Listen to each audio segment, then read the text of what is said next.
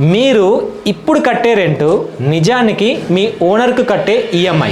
Hi, నా పేరు శివకాంత్, నేను బిల్డర్ డెవలపర్. ఒక ఎగ్జాంపుల్కి మీరు ఓనర్కి ఒక 15,000 రెంట్ కడుతున్నారో అనుకోండి. అది 5 yearsలో 9 lakhs రూపీస్ అవుతుంది.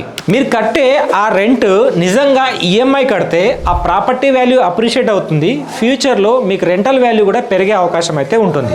అఫ్ కోర్స్ ఇది అందరికీ ఒకేలా అయితే ఉండదు. మీ ఇన్కమ్ స్టెబిలిటీ, డౌన్ పేమెంట్, మీరు ఫ్యూచర్లో కట్టే ఈఎంఐ అన్నీ కూడా క్యాలిక్యులేషన్ అవుతాయి.